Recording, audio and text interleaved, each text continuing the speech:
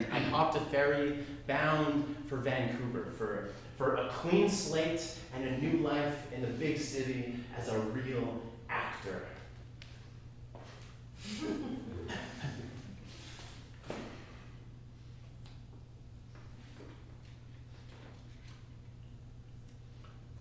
Ever since I was really little, I always dreamed of living in a big city.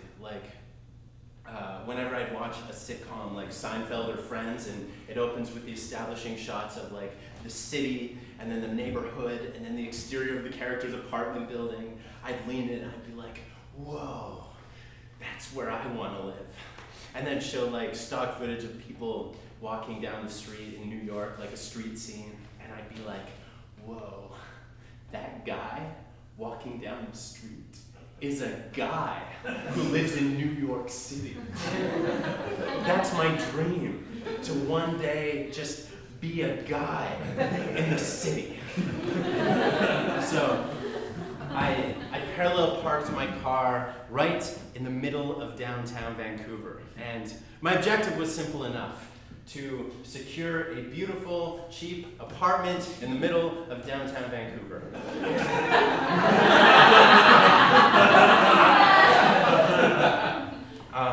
I remember as I got out of my car, I looked up at the incredible green glass skyscrapers of Yale Town, and I went over to the parking meter and I slid a toonie in, and it gave me just 7 minutes. In that moment, I realized that if I was really going to live here, I was going to need more toonies. When it came to the question of which neighborhood in Vancouver I was going to live in, the answer seemed pretty obvious to me. Yale Town.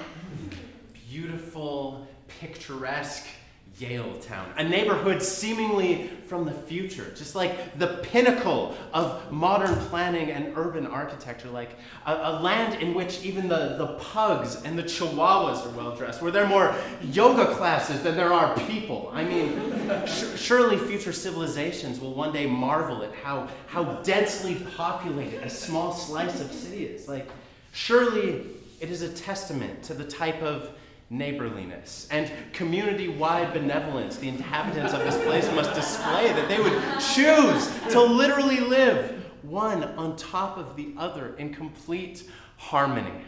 Yes, Yale Town, my town. As I was walking around that day, looking for an apartment, I got a phone call from Amanda, and she was crying. She told me that she didn't want me to leave Victoria, but I told her that I was just leaving Victoria, that I wasn't leaving her too. I loved her too much. We'd been dating for a couple years at this point in time. She was 2 years younger than I, so she was stuck at school finishing up. But I couldn't stay in Victoria for her, even though we were in love. Like, we'd write love notes and we'd take turns reading novels to each other in bed, and like we'd always leave the party early and get ice cream on the way home. We were completely disgusting. But now we were trying to remain disgusting, but apart. I wanted to make it work. It took me a couple of days to find a place, but I ended up locking up a place right in the middle of Yale Town, and I was ecstatic. Yes, it was a little bit outside my price range, but I was so filled with optimism and enthusiasm that me not making enough money to afford it wasn't even like a blip on my radar. And my landlord was a cool guy too. We hit it off for the most part while I was signing the lease. The only red flag from his perspective was that I had no idea what a fob was. It took him like 10 minutes to explain it to me. Yeah, so we'll just sign this, and then I'll get you your key and your fob. My what? Your fob. My fob. Yeah, like your key fob. I don't know what you're saying. Like your fob to get you into the building. My key? No, your key fob. What's a fob? The thing that buzzes you into the building. Oh, I have to buzz someone to get in? No, you just wave your fob, and then the fob beeps? No, the thing that reads the fob beeps. Oh, so it's like an electronic. No, it's just a little thing that you have, and you wave it. What's it shaped like? A fob! It's shaped like a fob!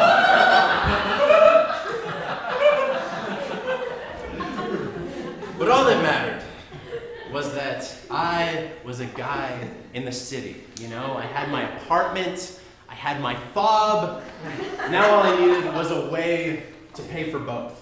So I printed off like 100 resumes. I started walking the streets of Vancouver. But there's something inherently embarrassing about going around and asking strangers for employment. I don't have a job because I'm in a transitional phase in my life.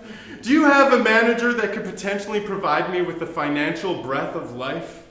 Here's an overwhelmingly unimpressive piece of paper with a list of my past experience, both real and imagined.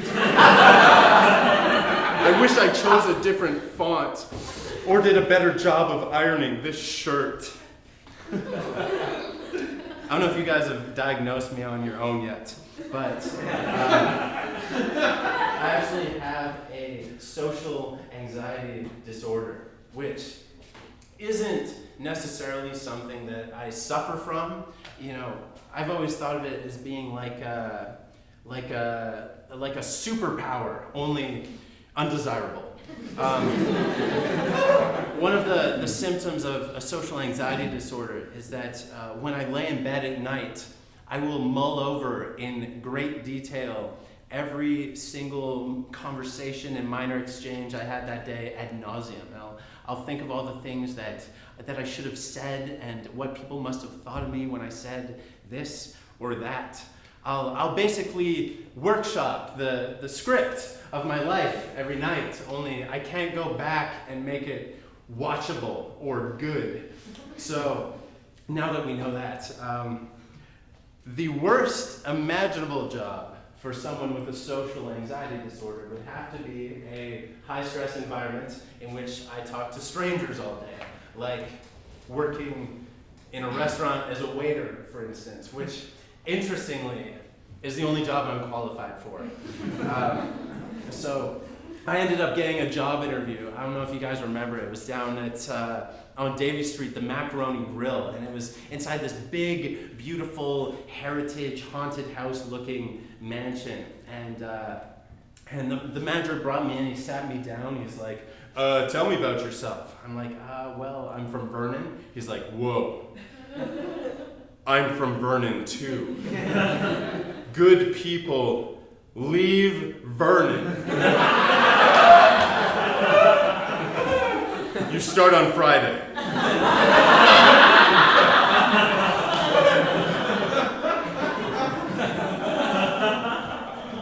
So now I had the basics. You know, I had an apartment, I had a job, I was making it work with Amanda. Next order of business, become a real actor.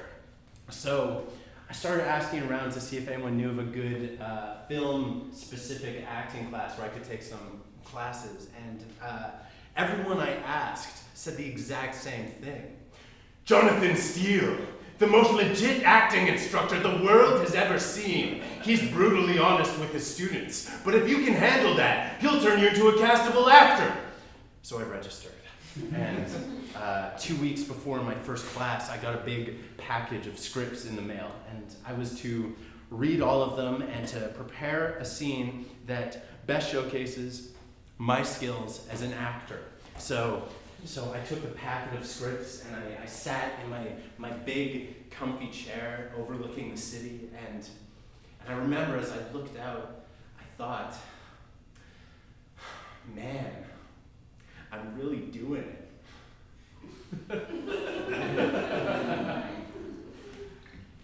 My apartment was just on the 3rd floor of my apartment building, so street noise became a part of my life pretty quickly. We were just our building was just a couple of blocks away from Granville Street, so there'd be a lot of drunken like nightclub people conversations every night. But what was fascinating was that every night the same conversation verbatim would happen. And it went a little something like this. Why is she texting you? She should not be texting you. Baby, I told you, it's all over with her. Then why is she texting you? Come on, you know you're the only one, babe. Texting. Come on, I delete her on Facebook, babe. You know that. Texting. Come on, baby. They're playing our song in the club. Let's go back. Texting. Baby. Texting. Baby. Texting. They get quieter as they walk away. I didn't mind the street noise that particular night, though, because the very next day was my first training shift at the Macaroni Grill. So I showed up, clean cut with a fresh pack of pens, and I was sitting in the lobby nervously waiting for Deborah to arrive. She was going to be the one that was going to be training me. Not Deborah! Deborah! I love that. People with generic names, they'll either spell it or pronounce it in an original way. Yeah, like my name's Sam with a V. That's V as in Sam. So my job for the first night was to be shadowing Deborah as she goes through the restaurant. She was supposed to let me in on the inner working of her thought process as she does her job, to think out loud. But if you have the power to experience the inner workings of someone's being, trust me when I say that you don't want Deborah to be your subject, because at certain points in the evening, I found her to be so vacuous that I would experience vertigo and find it difficult standing that close to the antimatter that made up her spirit. Which is awful to say, but she was an awful person. And after a few hours of her explaining to me why she doesn't like serving Asian people, she sat me down and she said, I don't know how you're going to be a server here. We're all pretty bubbly people here. You seem pretty scared of everything to be a server here. Then she popped her gum and walked away. And I was all trained. One thing about living downtown is that your mailbox gets so stuffed with junk mail that it makes you nostalgic for your old Hotmail account. Which is a specific joke that's almost not worth it.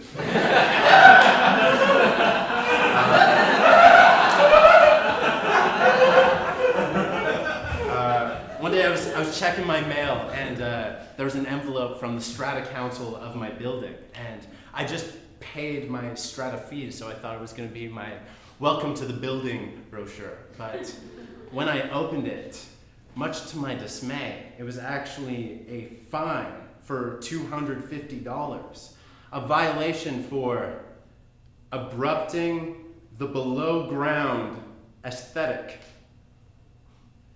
Abrupting the below-ground aesthetic? What does that mean? I disturbed what underground looks like? Underground? What is the aesthetic of below ground? Dark, I imagine. So did I somehow make underground luminous and bright?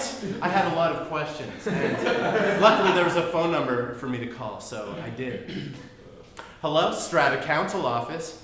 Hi, this is Sam Mullins calling. I'm just calling in regards to a fine I just received for abrupting the below-ground aesthetic.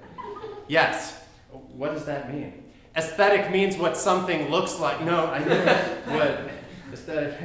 I mean, like, what am I being fined for? Oh, your bicycle was leaned up against the wall in front of your vehicle in your parking stall. Yes, because that's where I keep my bike. Am I not allowed to keep my bike there? No, it ruins the aesthetic. How? It makes our underground parking space look cluttered. Okay. But, like, I pay $100 a month just for that parking stall. I just thought that, like, do I really have to pay this fine? Unfortunately, the fine is non-negotiable. But there's no sign. Like, someone should have told me to move my bike, and then I would have. Like I just moved here, and I really don't have any money. I'm so sorry. You have 30 days to pay the fine, otherwise your vehicle will be towed. Yes, but ma'am, I'm sorry, but when you treat someone who's new like this, aren't you just abrupting the above-ground aesthetic? Things weren't going very well at the macaroni grill either. All of the cooks and the servers were consistently awful to me. And then one night the manager took me aside. Sam, did I just overhear you say to a table that you haven't tried our Merlot yet? Why would you say that? Because I actually haven't tried our Merlot yet. But you can't say that to a table. You're supposed to be good with people, confident. Like you've seen how confident I am, right? Like how I ooze confidence out of every pore at all times. Yeah, it's totally fine though. I just told them that I'm new here, and you did what now? I just told them that I'm new here. God damn it. Sam, you need to understand that we are a high-end, casual, fine dining restaurant. And people come here for the service and the knowledge. They need to have confidence that their server knows this menu inside and out, so that when someone asks them what the tannin structure of our Australian Merlot is, you can tell them, learn your menu. Menu knowledge. Got it. Hey, did you ever notice what it says right here at the bottom of our menu, like right underneath our logo? It says, "That's no macaroni!" ! That's our slogan. That's the statement that apparently best defines who we are as people. So I think that if wine connoisseurs are coming in here, they're going to be disappointed regardless of how to romance the wines. And that's no macaroni! Also, casual fine dining is an oxymoron.